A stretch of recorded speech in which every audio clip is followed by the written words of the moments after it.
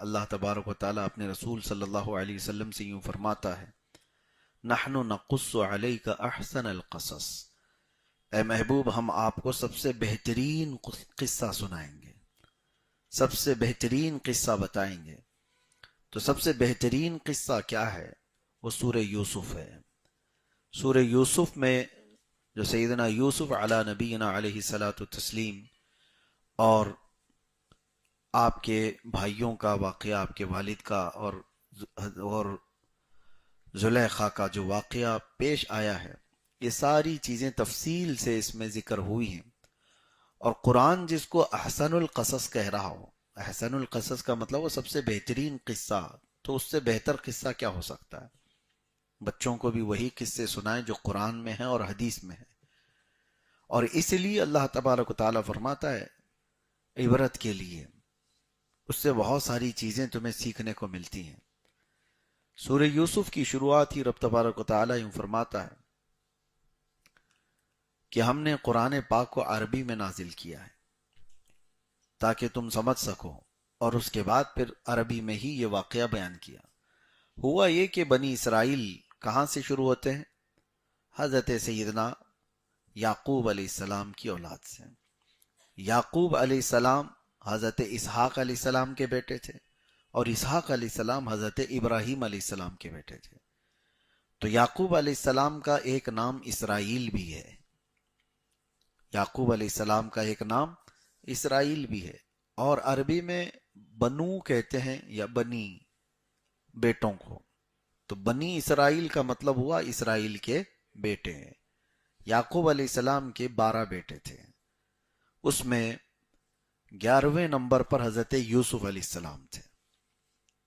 10 بڑے بیٹے اور اس میں 11ویں نمبر پر حضرت یوسف علیہ السلام تھے۔ شروع میں یہ 11 ہی تھے، اور سب سے چھوٹے چونکہ حضرت یوسف علیہ السلام تھے، اور پیدائشی حسن و جمال اللہ تعالیٰ نے کمال کا عطا کیا کہ آپ کو جو لوگ دیکھتے تھے وہ پلک جھپکنا بھول جائیں۔ ہر طرح کی خوبصورتی سمیٹ کر جس میں رکھ دی گئی ہو، وہ سیدنا یوسف علیہ السلام کا جمال تھا۔ اور آپ کے والد حضرت یعقوب علیہ السلام چونکہ اللہ کے نبی بھی تھے، اور ان کے باپ بھی نبی، ان کے دادا بھی نبی، نبیوں کا گھرانہ ہے، تو یوسف علیہ السلام کو وہ اپنے قریب زیادہ رکھتے تھے۔ حضرت یعقوب علیہ السلام کی یہ محبت اتنی غالب تھی کہ دوسرے بھائیوں کے دلوں میں حسد پیدا ہو گیا، شیطان نے حسد ڈالا۔ قرآن پاک میں اللہ تعالیٰ نے اس کا ذکر یوں فرمایا ہے۔ تو وہ صرف اور صرف اس بات سے حسد کرتے تھے کہ ہمارے باپ سب سے چھوٹے والے یوسف کو زیادہ چاہتے ہیں، ہم لوگوں کو اتنا خیال نہیں کرتے۔ اور یعقوب علیہ السلام اس وقت بنی اسرائیل کے، یعنی تمام یہ جو بیٹے ہیں، ان کے باپ بھی اور اس زمانے کے بڑے رسول اور نبی یعقوب علیہ السلام، اور جتنی قوم تھی اس وقت وہ سب حضرت یعقوب علیہ السلام کی پیروکار تھی، آپ کا بڑا مقام تھا۔ تو ایک مرتبہ ایسا ہوا کہ حضرت یوسف علیہ السلام نے خواب دیکھا۔ خوابوں کی تعبیر کے سلسلے میں بھی میں آپ سے کچھ عرض کروں گا، اور اس خواب کے ذکر سے یہ سورہ شروع ہوتا ہے۔ شروعات میں ہی اللہ تعالیٰ نے فرمایا انی رأیت احد عشر کوکبا والشمس والقمر رأیتهم لی ساجدین۔ حضرت یوسف علیہ السلام نے کہا اذ قال یوسف لأبیہ یا ابتی، یاد کرو جب یوسف نے اپنے والد سے کہا کہ میرے ابا، میں نے خواب میں یہ دیکھا ہے کہ 11 ستارے، انی احد عشر کوکبا، 11 ستارے، چاند اور سورج، والشمس والقمر، مجھے سجدہ کر رہے ہیں۔ 11 تارے، ایک چاند اور ایک سورج مجھے سجدہ کر رہے ہیں۔ تو یہ خواب حضرت یوسف علیہ السلام نے دیکھا اور اپنے والد سے کہا۔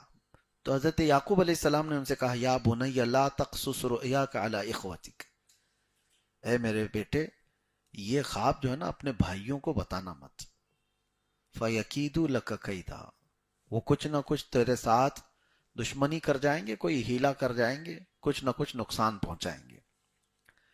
اور پھر ان الشیطان للانسان عدو مبین، بے شک شیطان انسان کا کھلا ہوا دشمن ہے، کچھ نہ کچھ بھائیوں میں وہ کرے گا۔ تو خواب بتانے سے تو منع کیا، بھائیوں کو مت بتانا۔ حضرت یوسف علیہ السلام نے جو خواب دیکھا اس کی تعبیر حضرت یعقوب علیہ السلام نے بھی کچھ نہیں کہی، لیکن وہ سمجھ گئے کہ یہ آثار ہیں یوسف کے کمال کے، ان کی بلندی کے، بتاؤ مت اپنے بھائیوں سے۔ یہ بات چلتی رہی۔ اس کے بعد بھائیوں نے ایک پلان کر دیا کہ کہیں نہ کہیں یوسف کو راستے سے ہٹانا ہوگا۔ جب ابھی جوانی کو پہنچ رہے تھے، حضرت یعقوب علیہ السلام کبھی ان کو اپنے سے جدا نہیں کرتے تھے، دور بھیجتے نہیں تھے۔ بھائیوں نے سوچا کہ کس طرح سے یعقوب سے یوسف کو دور کیا جائے، ہمارے باپ سے یوسف کو دور کیا جائے۔ شیطان ان کے بیچ میں آیا اور میٹنگ کیا۔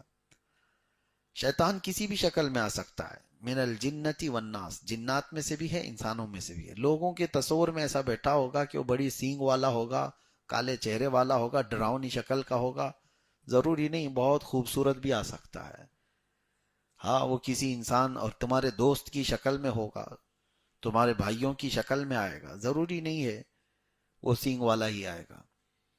تو شیطان ان کے بیچ میں آیا اور آ کر کے انہیں مشورہ دیا کہ ایک کام کرو، یوسف کو اپنے باپ سے لے کر کے کہیں جنگل میں گھومنے کے لیے لے جاؤ اور وہاں ذبح کر کے ختم کر دو، ختم کر دو۔ یوسف جیسے ہی ختم ہو جائیں گے تو تمہارے باپ کے پاس کوئی اور نہیں رہے گا، وہ تم سے ہی محبت کریں گے۔ تو بھائیوں نے کہا کہ پھر یہ کون یوسف کو اپنے باپ سے لے جائے گا، کیسے اجازت لی جائے گی؟ تو بہرحال سب نے میٹنگ کر کے اپنے والد حضرت یعقوب علیہ السلام کے پاس آ کر سب نے کہا کہ ابا جان، ہم گھومنے کے لیے جا رہے ہیں، سیر کرنے کے لیے جا رہے ہیں، شکار کریں گے، تو ہم سب تو جا رہے ہیں، ہمیں اپنی اجازت دی، یوسف کو بھی ساتھ بھیج دیجیے۔ انہوں نے کہا نہیں، انی لیحزننی ان تذهبوا به واخاف ان یاکلہ الذئب، مجھے اس بات کا اندیشہ ہے کہ تم اس کو لے جاؤ گے اور کہیں کوئی بھیڑیا اس کو کھا نہ جائے، میرا عزیز بچہ ہے، اور تم جو ہے غافل ہو جاؤ گے۔ وانتم عنہ غافلون، تم اس سے بے خبر کہیں ہو گئے، اپنے کاموں میں مصروف ہو گئے تو یوسف کو کوئی حملہ نہ کر دے جنگلی جانور۔ تو آپ نے منع کیا تو سب رونے دھونے لگ گئے۔ قالوا لئن اکلہ الذئب ونحن عصبۃ انا اذا لخاسرون، ابا جان ہم تو اس کے سگے بھائی ہیں، اگر ہماری موجودگی میں کوئی بھیڑیا یا کوئی جانور کھا لے جائے تو پھر ہمارا کیا مطلب رہ گیا، ہم تو بڑے گھاٹے والے لوگ ہوں گے۔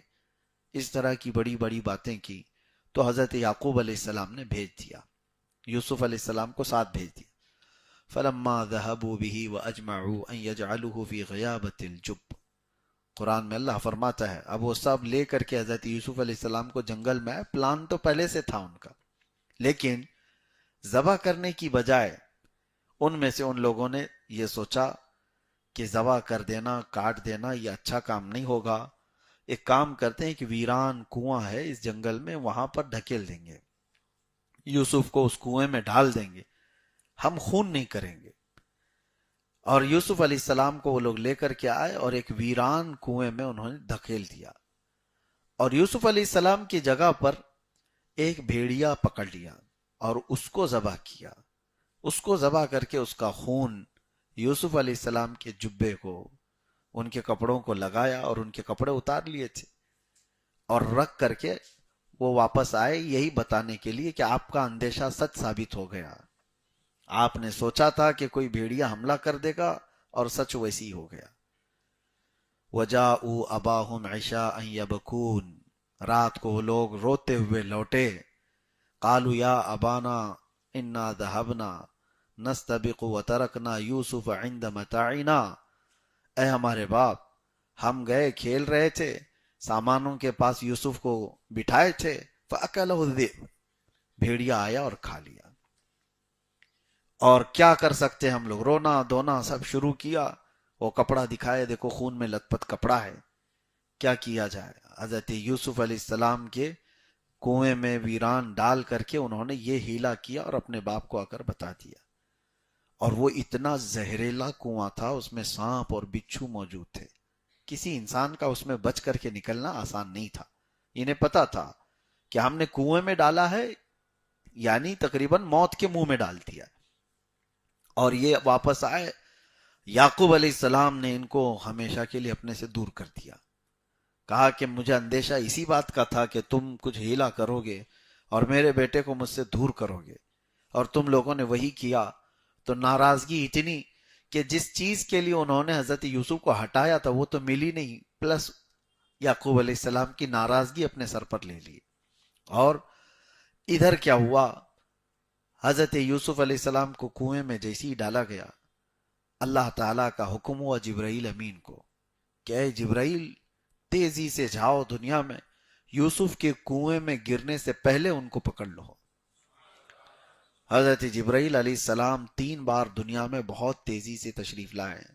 ایک جب حضرت ابراہیم علیہ السلام کو نمرود آگ میں ڈالا تھا تو آپ کو منجنیق سے پھینکا گیا تھا، آگ میں گرنے سے پہلے جبرائیل امین آئے تھے. وہ کتنا شارٹ ٹائم ہوتا ہے. دوسرا حضرت ابراہیم علیہ السلام جب اسماعیل علیہ السلام کے گلے پر چھری رکھ چکے تھے تب اللہ تعالیٰ نے حکم دیا کہ فوراً جاؤ، ان کی چھری چلنے سے پہلے اسماعیل کو ہٹاؤ اور جنتی دمبے کو سلا دو. دوسری بار اتنی تیزی سے آئے تھے. اور تیسری مرتبہ فرمایا گیا یوسف علیہ السلام کو ان کے بھائیوں نے کنویں میں ادھر دھکا دیا، ان کے کنویں میں گرنے سے پہلے جبرائیل امین آ گئے تھے. ان کی تیزی، ان کی سرعت، وہ پتہ نہیں کتنے ہزاروں اور لاکھوں میل کا سفر جو آسمانوں پر ہوں وہ سدرہ کے مکین آنے واحد میں پہنچ سکتے ہیں، تو جس کے در کی وہ خدمت کرتے ہیں اس کی سرعت کیا ہے. ہاں، جس کے در کی وہ خدمت پر ہیں رسول کریم صلی اللہ تعالی علیہ وسلم. بہرحال یوسف علیہ السلام کو کنویں میں انہوں نے اٹھا لیا اور ایک جگہ بٹھا دیا، اور موذی جانوروں کو حکم ہو گیا کہ یہ اللہ کے نبی ہیں، تمہاری غذا نہیں ہے، یوسف علیہ السلام کو کوئی ٹچ بھی نہ کرے، یہاں ان کی حفاظت پر لگ جاؤ. جو ایذا دینے والے زہریلے کیڑے مکوڑے یا جانور تھے اندر کنویں میں وہ سب حضرت یوسف علیہ السلام کی حفاظت پہ لگ گئے. اللہ جس کو جہاں چاہے محفوظ رکھے اور جیسے جس کو چاہے حفاظت پر بھی معمور کرے. وہ سانپوں کو بھی اللہ تعالی حفاظت پہ لگا دیتا ہے اللہ والوں کے لیے. ہاں، یہ بات بعید نہیں ہے، کبھی سانپوں کو اور بچھوؤں کو بھی اللہ تعالی حفاظت پر لگا دیتا ہے. ہاں، یہ دستور ہے رب تبارک تعالی. اس لیے اگر کوئی یہ کہتا ہے کہ رسول اللہ صلی اللہ تعالی علیہ وسلم کے روضہ اقدس کی حفاظت کے لیے جو لوگ کھڑے ہوئے ہیں کیا وہ لوگ عاشق رسول نہیں ہیں؟ ضروری نہیں ہے. سانپوں سے بھی اللہ نبیوں کی حفاظت کرتا ہے، ضروری نہیں ہے. ہاں، اب ہوا یہ کہ حضرت یوسف علیہ السلام اس کنویں میں رہے اور اسی وقت آپ کو تاج نبوت عطا کیا ہے. چھوٹی عمر میں، بچپن میں جن نبیوں کو نبوت دی گئی ہے وہ 3 نبی ہیں. ایک حضرت عیسیٰ علیہ السلام، پیدا ہوتے ہی آپ کو نبی بنا دیا گیا، اور ایک حضرت یحییٰ علیہ السلام، ان کو بھی پیدائشی نبی بنایا گیا. اور تیسرے حضرت یوسف علیہ السلام میں بہت چھوٹی عمر میں تھے، کنویں میں تھے، اس وقت آپ کو نبوت دی گئی. یہ نبوت عطا کرنے کی بات ہے. ویسے دیکھا جائے تو رسول اللہ صلی اللہ تعالی علیہ وسلم کی نبوت، میرے آقا فرماتے ہیں کنت نبیا وآدم بین الماء والطین، مجھے تو اس وقت نبی بنایا گیا جب آدم کو ابھی مٹی اور پانی سے گوندھا جا رہا تھا. آدم علیہ السلام کو پیدا بھی نہیں کیا گیا تھا، اس سے پہلے اللہ تعالی نبی پاک صلی اللہ تعالی علیہ وسلم نبی بنائے گئے تھے. بہرحال یوسف علیہ السلام وہاں پر تاج نبوت سے سرفراز کیے گئے. اتفاق ایسا ہے کہ وہاں سے ایک قافلہ گزر رہا تھا جو مصر کی طرف جا رہا تھا، اور اس قافلے نے وہاں پڑاؤ کیا، کنواں دیکھا، پانی ہوگا، تو قافلہ وہاں پر رکا. انہوں نے ڈول ڈالا، اور جیسے ہی ڈول ڈالا تو یوسف علیہ السلام اس ڈول کو پکڑ کر کے اوپر تشریف لائے. تو انہوں نے دیکھا یا بشرا ھذا غلام، یہ کیسا خوبصورت نوجوان ہے، دیکھتے ہی لوگوں کی آنکھیں چندیا جائیں. اور وہ جنہوں نے ڈول ڈالا تھا یوسف علیہ السلام کو لے کر کے وہ امیر قافلہ کے پاس لائے. کہا کہ دیکھو اتنا حسین اور اتنا خوبصورت نوجوان کنویں سے نکل کر کے آئے. اور قافلے والوں نے دیکھا صحیح سلامت اچھے ہیں تو قافلے میں اپنے ساتھ لے لیا. لیکن وہ جس راستے سے گزرتے تھے تو لوگ دیکھنے کے لیے جمع ہو جاتے تھے. آپ کی چمک اتنی تھی، آپ کی خوبصورتی ایسی تھی کہ رات کی تاریکی میں بھی جائیں تو اجالا نظر آئے آپ کے چہرے پاک پر، تو لوگ دیکھنے لگ جاتے تھے۔ امیر قافلہ نے سوچا کہ فری میں کیوں دکھائیں، مفت میں کیوں دکھائیں، تو بازار مصر پہنچ کر یوسف علیہ السلام کو دیکھنے کے لیے ایک ایک اشرفی قیمت لگائی گئی، ایک ایک سونے کا سکہ دو اور دیکھو۔ یہ خبر پھیل گئی کہ دنیا کا ایک حسین ترین نوجوان لایا گیا ہے، جسے دیکھنے کے لیے سب لوگ جمع ہونے لگے، ایک ایک سکہ دیتے اور دیکھتے۔ شام تک یہ قیمت بڑھ کر کے 10 سکوں پر آ گئی۔ 10 سونے کے سکے دو اور یوسف کو دیکھ کر جاؤ۔ پھر دوسرے دن 100 سکے دینے پڑے۔ ان کی تجارت تو چلی رہی تھی، دیکھنے والوں کی کمی ہی نہیں تھی۔ کون لوگ تھے جو اس طرح سے خرچ کر کے دیکھتے تھے؟ یہ اللہ کا نظام ہے، رب تبارک و تعالیٰ کا نظام ہے۔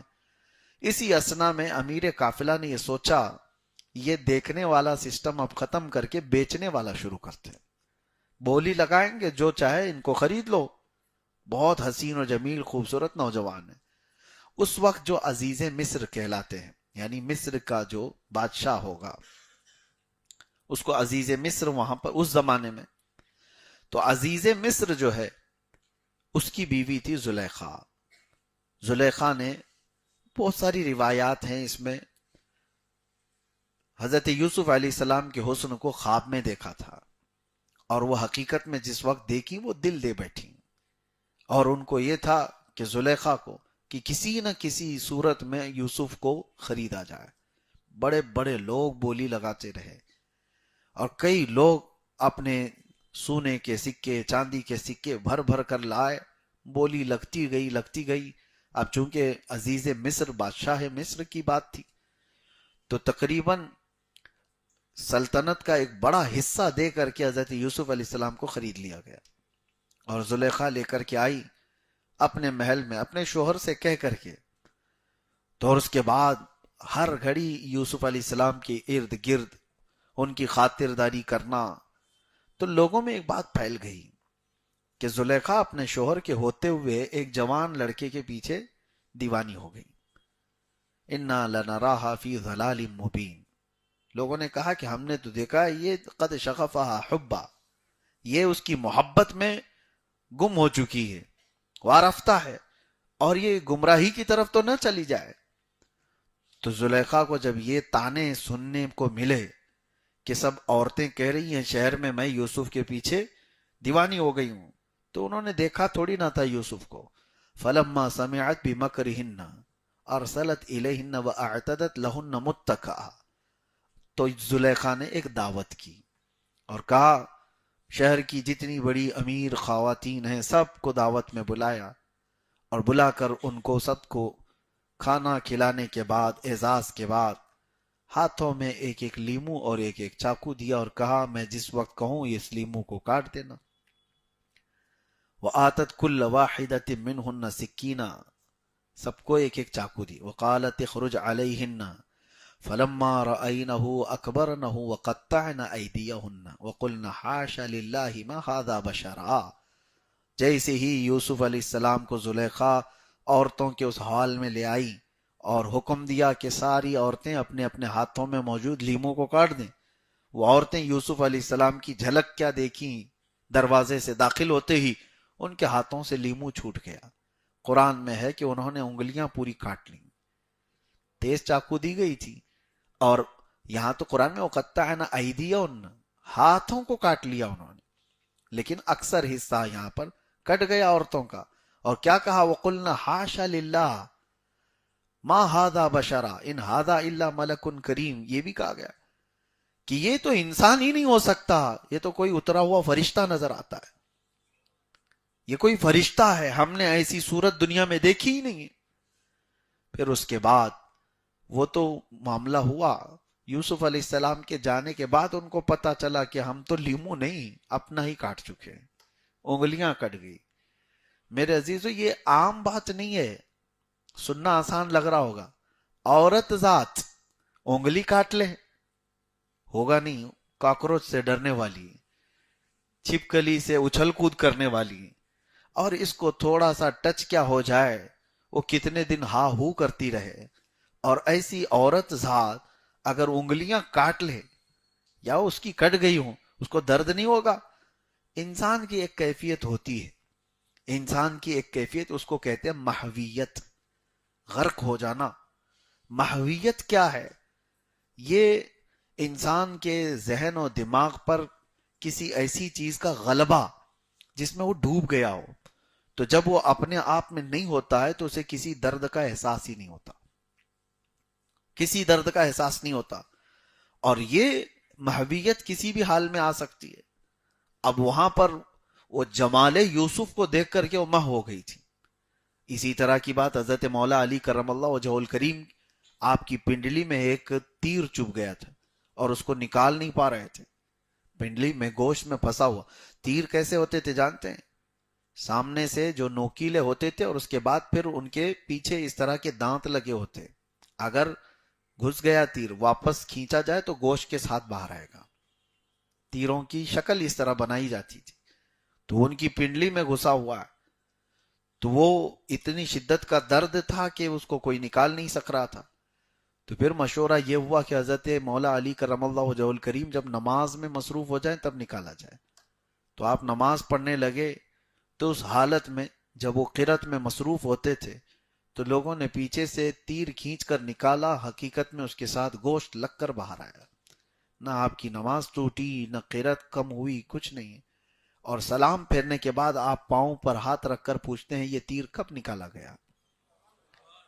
یہ محویت ہوتی ہے۔ جب اللہ کی یاد میں محبت میں غرق ہو جائے بندہ، محبت مصطفیٰ صلی اللہ تعالی علیہ وسلم میں یہ کیفیت آ سکتی ہے۔ تو وہاں جو عورتوں کو یہ کیفیت آئی تھی، اور قرآن میں ہے کہ ان کی انگلیاں جو کٹ گئیں، تو وہ جان بوجھ کر کے تو نہیں کاٹی، بلکہ وہ کچھ اور دیکھ رہی تھی اور ہاتھ سے کٹ گئی۔ ایسا ہو سکتا ہے آپ کچھ اور دیکھ رہے ہو اور کر کچھ رہے ہو، تو ایسی حالت میں بھی درد کا احساس کم ہوتا ہے۔ اور یہ محویت آج کے بچوں میں تو گیم میں ہے۔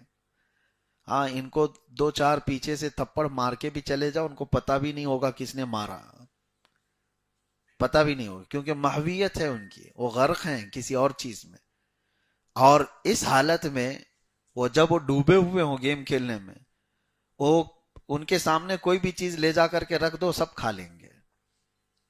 وہ کوئی بھی چیز رکھو، وہ تو ایسا نہیں ہے کہ چاکلیٹ یا چپس رکھو، وہاں گوبر بھی رکھو تو ہاتھ جائے گا اور کھا لیں گے۔ محویت ہے، اسے احساس بھی نہیں ہوگا۔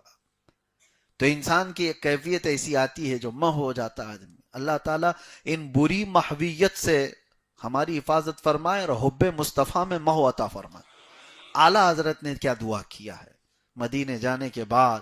اعلیٰ حضرت فرماتے ہیں ایسا گما دے ان کی ولا میں خدا ہمیں، ایسا گما دے ان کی ولا میں خدا ہمیں۔ ولا کہتے ہیں محبت میں۔ اے اللہ ان کی محبت میں ایسا ہم کو گم کر دے، ڈھونڈا کریں پر اپنی خبر کو خبر نہ ہو،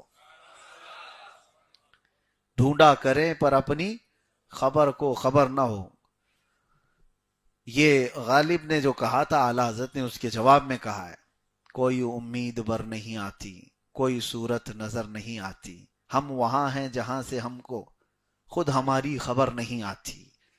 یہ غالب نے کہا تھا ہم وہاں ہیں جہاں سے ہم کو خود ہماری خبر نہیں آتی، لیکن یہ دنیاوی محبت میں غالب نے کہا تھا۔ اور اعلیٰ حضرت نے کہا ایسا گما دے ان کی ولا میں خدا ہمیں، ڈھونڈا کریں پر اپنی خبر کو خبر نہ ہو۔ بہرحال حب مصطفیٰ صلی اللہ تعالی علیہ وسلم میں اللہ محویت عطا فرمائے۔ یہ یوسف و زلیخا کا واقعہ، ہاں اسی بات میں یہ بھی کہا گیا، امام اعظم ابو حنیفہ رحمۃ اللہ تعالی علیہ سے منسوب، کہ آپ سے سوال ہوا تھا کہ ایک بدبخت اور ایک مومن کی روح نکالنے کا انداز الگ الگ ہوتا ہے، تو آپ نے اس سے یہی کہا تھا یہ واقعہ پڑھو سمجھ میں آئے گا۔ تو اس نے پڑھا، اسے سمجھ میں نہیں آیا، تو آپ نے پوچھا عورتوں کی انگلیاں کٹ گئی ان کو پتا چلا؟ اس شخص نے کہا نہیں۔ کہا کیوں؟ کیونکہ جمال یوسف دیکھ رہی تھی، جمال یوسف دیکھ رہی تھی، انگلیاں کٹ گئی ان کو پتہ نہیں چلا۔ امام اعظم فرماتے ہیں یہی مومن صالح کے ساتھ ہوگا، روح نکلنے کے وقت وہ جمال مصطفیٰ دیکھ رہا ہوگا۔ تو جمال یوسف دیکھتے ہوئے کٹنے والی انگلیوں کا درد نہیں ہوتا، تو جمال محمد دیکھنے کے وقت روح نکلنے کا بھی درد نہیں ہوتا صلی اللہ علیہ وآلہ وسلم۔ اللہ تبارک و تعالی ہماری موت کے وقت، سرانے کے وقت وہ جمال جہاں آرا نصیب فرمائے۔ بس یہی زندگی کا مقصد بھی رکھو میرے عزیزو، کہ آخری وقت جب آنکھیں بند ہونے کو آئیں، دنیا بہت دیکھی، بس وہ چہرے جمال جہاں آرا ہمارے سرہانے کے پاس ہو، تاکہ دنیا سے جانے کا درد ہلکا ہو جائے۔ تو زلیخا کے ساتھ جو یہ معاملہ ہوا، یہ چیز جب پتہ چلی شہر کی عورتوں کے ساتھ، انہوں نے یہ معاملہ کیا۔ پھر ہوا یہ کہ یوسف علیہ السلام کے ساتھ انہوں نے ایک معاملہ کر دیا۔ کیا کیا؟ وہ کمرے میں بند تھے، سارے دروازے زلیخا نے بند کر دیے اور یوسف کو اپنی طرف بلایا کہ تم آ جاؤ اور ہم تنہا ہیں۔ قرآن میں ہے وَلَقَدْ ہَمَّتْ بِهِ وَهَمَّ بِهَا لَوْلَا أَن رَأَىٰ بُرْهَانَ رَبِّهِ، یعنی زلیخا نے ارادہ کیا، اور یوسف بھی ارادہ کر لیتے اگر اللہ کی برہان ان کے ساتھ نہ ہوتی، اگر اللہ کی مدد ان کے ساتھ نہ ہوتی، اللہ کا فضل نہ ہوتا۔ نبی ہیں، رب تعالیٰ فرماتا ہے لولا ان رأى برہان ربی۔ اور اس کے بعد زلیخا نے جو ارادہ کیا، اس سے حضرت یوسف علیہ السلام نے اپنے دامن کو بچا لیا اور کہا نبیوں کے خاندان سے ہیں، باپ نبی، دادا نبی، پردادا نبی یوسف علیہ السلام کے، آپ کا مزاج یہ بتایا، نبیوں کے دامن میں پیوند تو ہو سکتا ہے، گناہ کا دھبا نہیں ہو سکتا۔ نبی گناہ کا سوچ بھی نہیں سکتے۔ یوسف علیہ السلام اپنا دامن بچا کر اس کمرے سے باہر بھاگنے لگے، تو زلیخا نے پیچھے سے دامن پکڑ کر کھینچا، دامن پکڑ کر کھینچا تو دامن ان کا پھٹ بھی گیا۔ پھر بھی یوسف علیہ السلام کسی نہ کسی طرح دروازے سے نکل کر بھاگے، لیکن الزام پھر یوسف علیہ السلام پر ہی آیا۔ زلیخا نے الزام لگایا کہ میں اکیلی تھی تو تنہا پا کر کے یوسف نے میرے ساتھ برائی کا ارادہ کیا۔ یوسف علیہ السلام اس وقت کیا جواب دیتے؟ آپ نے اس وقت کہا قال ہی راودتنی عن نفسی وشہد شاہد من اہلہا۔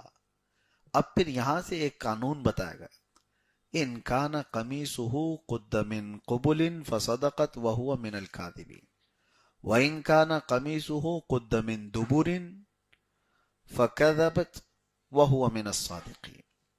دیکھو یوسف کا جبہ سامنے سے اگر پھٹا ہے تو پھر یہ زلیخا سچ بول رہی ہے، یوسف نے کچھ کرنے کی کوشش کی، یوسف غلط ہیں اس میں۔ اور دیکھو اگر جبہ ان کا پیچھے سے پھٹا ہے تو پھر زلیخا جھوٹ بول رہی ہے اور یوسف سچے ہیں۔ تو جب ان کا جبہ دیکھا گیا تو پیچھے سے ہی پھٹا ہوا تھا، کیونکہ وہ بھاگتے ہوئے ان کا جبہ پھٹا ہے، یہ نہیں ہے کہ حملہ کرتے ہوئے سامنے سے کپڑا پھٹا ہو۔ زلیخا نے دفاع میں کپڑا نہیں پھاڑا، پکڑنے کے لیے پھاڑا۔ یہ معاملہ ہوا، اس کے باوجود بھی عزیز مصر نے یوسف علیہ السلام کو اٹھا کر جیل میں ڈال دیا۔ یہ بغیر کسی قصور کے، بغیر کسی جرم کے حضرت یوسف علیہ السلام جب جیل گئے۔ میرے عزیزو، یہاں پر ایک بہت بڑی سمجھ کی بات ہے، جب کسی کو اس طرح کی کیفیت سے گزارا جاتا ہے نا، اس کو برداشت کرنا آسان نہیں ہوتا۔ کرائم کرنے والے جیل میں آتے ہیں تو کمپرومائز کر کے آتے ہیں، پہلے سے دماغ بنا کے آتے ہیں، لیکن جو کیا ہی نہ ہو اس کا وہاں جینا بہت مشکل ہو جاتا ہے۔ بار بار اس کے دماغ میں کچوکے لگتے رہتے ہیں، میں نے ایسا کیا کیا۔ بہرحال کتوں کے خلاف تو سوچ آتی ہی رہے، لیکن اللہ رب العزت کے جو حکمت کے فیصلے ہیں اس پر صابر رہنا ایک بہت بڑا چیلنج ہوتا ہے۔ یوسف علیہ السلام جیل ڈالے گئے، اور اس زمانے کی جیل آج کی جیل کی طرح نہیں ہے۔ جیل کے اندر کیا کیا معاملات ہوئے، ایک دن گزرے ہوتے، 2 دن گزرے ہوتے، یوسف علیہ السلام کے مہینے 2 مہینے جیل میں کٹے ہوتے تو سمجھ میں آتا 7 سال جیل میں گزر گئے تھے، بغیر کسی قصور کے، بغیر کسی جرم کے، جوانی میں جس کو جیل ڈالا جائے۔ اور اس کے بعد ان کو وہاں پر اس انداز سے رکھا گیا کہ جیل کے حالات بڑے سخت تھے۔ وہاں پر ان کا ایک معجزہ ظاہر ہوا۔ وہ معجزہ کیا تھا؟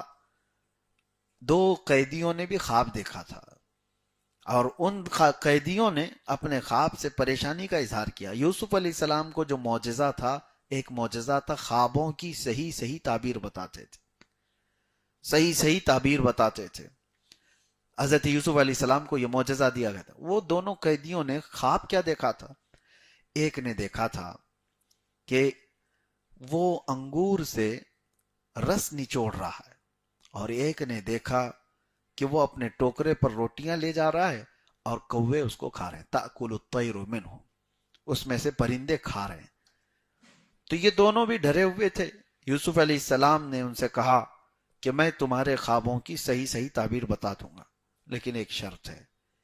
7 سال میں تو کیا کیا بدل چکا ہوگا نا، حالات بدل گئے. عزیز مصر ختم ہو گیا جس نے جیل میں ڈالا تھا، دوسرا بھی آ گیا. زلیخا کا جو شوہر وہ ختم ہو گیا. یوسف علیہ السلام نے کہا تم دونوں کے خوابوں کی میں تعبیر بتاؤں گا. ایک شخص سے کہا تجھ سے میں وعدہ لیتا ہوں، چھوٹ کے جانے کے بعد جو ابھی فی الحال بادشاہ ہے اس کے سامنے میری بات رکھ دینا کہ میں بے قصور پچھلے 7 سالوں سے اندر رکھا گیا ہوں، اور میری بات پہنچا دینا اور مجھے یہاں سے جانے کے راستے نکل جائیں. اور بہت نکتے کی بات میں کرنے جا رہا ہوں. تو دونوں قیدیوں کے خوابوں کی تعبیر کیا بتائی ہے یوسف علیہ السلام؟ کہا انگور جو نچوڑ رہا تھا اپنے خواب میں، وہ عنقریب اس کو موت کی سزا سنائی جائے گی.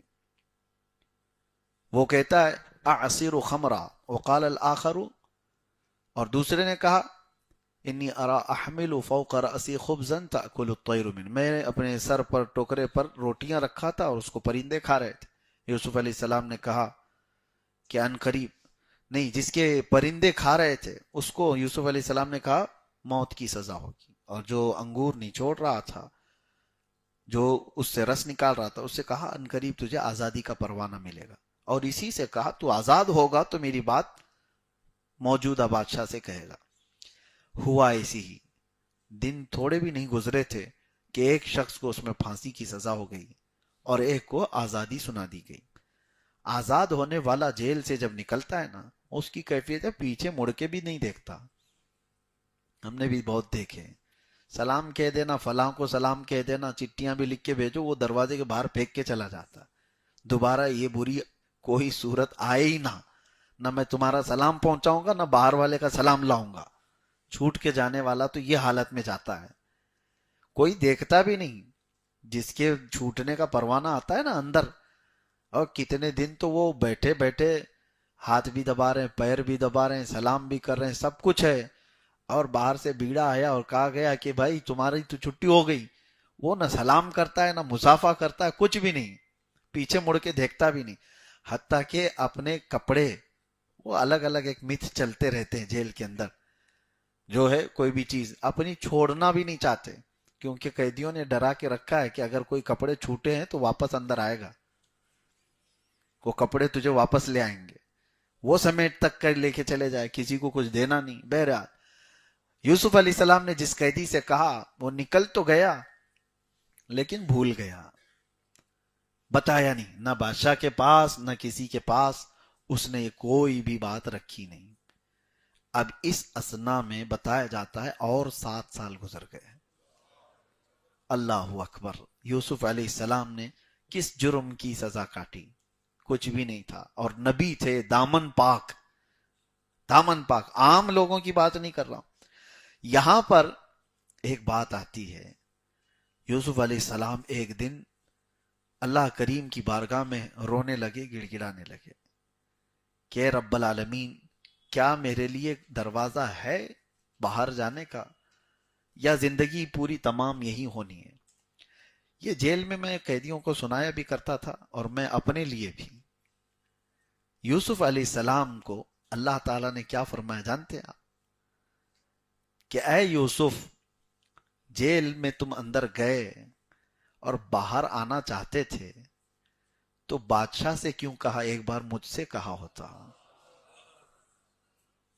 بادشاہ کے سامنے تم نے اپنی سفارش کیوں بھیجی؟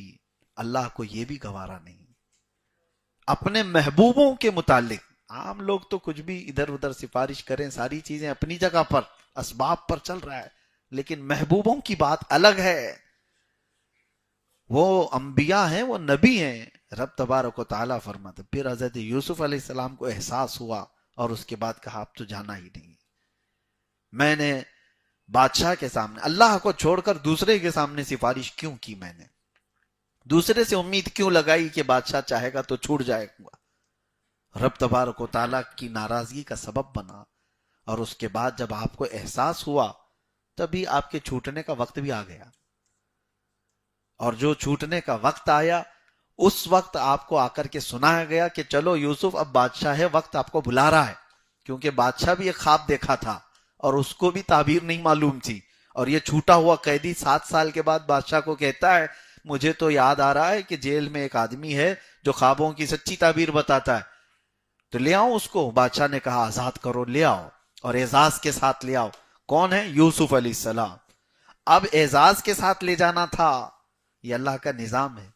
یوسف علیہ السلام کے پاس جب لوگ آئے کہ بادشاہ وقت آپ کو اعزاز کے ساتھ بلا رہا ہے، آپ نے کہا اب مجھے نہیں جانا ہے، اب مجھے باہر نہیں جانا ہے، کیونکہ میں دنیا سے یا بادشاہ سے امید جو لگایا اللہ تبارک و تعالیٰ کہیں مجھ سے ناراض نہ ہو جائے. تو اس کے بعد آپ نے کہا کہ اب مجھے جانا نہیں. رب تبارک و تعالیٰ کا حکم ہوا اب تو تمہیں جانا ہے باہر. اب زبردستی باہر بھیجا گیا یہ بتانے کے لیے کہ توکل یہ ہے اللہ کے چاہے بغیر کچھ نہیں ہوتا. توکل اور یقین اس کو کہتے ہیں. اگر رب چاہے تو پوری دنیا مل کر کے اندر نہیں کر سکتی، اور رب چاہے اور رب نہ چاہے تو پوری دنیا مل کر کے اس کو نکال بھی نہیں سکتی. مجھے بات یاد آتی ہے، یہ حضرت یوسف علیہ السلام کے جیل سے باہر آنے کے بعد کے جو معاملات ہیں انشاءاللہ زندگی باقی رہی تو کل کی تفسیر میں عرض کروں گا. آدھا سورہ یوسف ابھی باقی ہے، کل تلاوت ہونا باقی ہے. میں ایک دن دروازے پر آیا، ایک نوجوان کو دیکھا اندر، وہ تو 4-5 دن کا آیا ہوگا، تازہ تازہ قیدی تھا. تو وہ دیکھا، کہا مفتی صاحب، اور میں تو ملاقات کے لیے نمبر لگایا ہوا تھا. وہ دیکھ کر کے رونے لگا آنکھیں لال کر کے. اس کے بعد اس نے ایک بات کہی، کہا کہ حضرت اگر ہم باہر چاہیں ہم جو ہے 10,000 نوجوانوں کو لے کر کے آ جائیں گے اور ان سے کہیں گے ان سب کو اندر رکھ لو اور ان کو باہر کرو. اتنے سارے لوگ تیار ہیں، اندر آ جائیں گے اور آپ باہر چلے جائیں. میں نے کہا کہ ہو سکتا ہے 1,00,000 لوگ بھی اندر آئیں، ہماری محبت میں 1,00,000 لوگ بھی اندر آئے ہمیں باہر نکالنے کے لیے، لیکن جس کو چاہیے وہ 1,00,000 نہیں چاہیے، وہ ایک ہی چاہیے ان کو. وہ 1,00,000 ان کو نہیں چاہیے، وہ ایک چاہیے. تمہارے 10,000 یا 1,00,000 اندر لانے کا کوئی حاصل نہیں. اس وقت ایک بات میں نے عرض کیا تھا، وقت کی بڑی بڑی طاقتیں چاہ کر کسی کو روکنا چاہیں اور اللہ نہ روکنا چاہے تو کچھ نہیں ہوگا. اور اگر اللہ نے روک رکھا ہے تو پھر تم سارے اسباب ٹرائی کر کے دیکھ لو، سارے دروازے کھٹکھٹا کے دیکھ لو، جب تک وہ وقت نہیں آئے گا کبھی وہ دروازہ کھلے گا نہیں. یہی توکل ہے اور یہی ایمان ہے. اللہ تعالیٰ اس پر کہنے سے زیادہ عمل کی توفیق عطا فرمائے. جب ریئلٹی ہو، پریکٹیکلی ہو نا، تو ایک بڑا الگ مسئلہ ہوتا ہے. آپ زندگی میں یہ طے کر کے چلیں کہ اللہ تبارک و تعالیٰ جس وقت چاہے گا، ہاں اسباب کے ساتھ ہمیں چلنا ضروری ہے. بیمار ہوا تو ڈاکٹر کے پاس جانا ہے، لیکن اگر اللہ نہ چاہے تو 70 ڈاکٹر مل کر کے بھی کچھ نہیں کر سکے. اور کبھی رب تبارک و تعالیٰ بڑی سی بڑی بیماریوں کو کسی ہلکے ذریعے سے بھی اسے شفا دے دیتا ہے. تو امید اور یقین اللہ کی ذات سے لگائے رکھیں، اور اسی کو کہا گیا ایمان ہے. اور تقدیر کس کا نام ہے؟ تقدیر پر ایمان رکھنے والا ہی مومن ہے. جو کچھ بھی زندگی میں اچھا یا برا ہوگا وہ اللہ کی مرضی سے ہوگا. رب تبارک و تعالی ہمیں ان واقعات سے اور قرآن پاک کی ان آیات سے درس لینے کی توفیق عطا فرمائے. وآخر دعوانا ان الحمد للہ رب العالمین. السلام علیکم.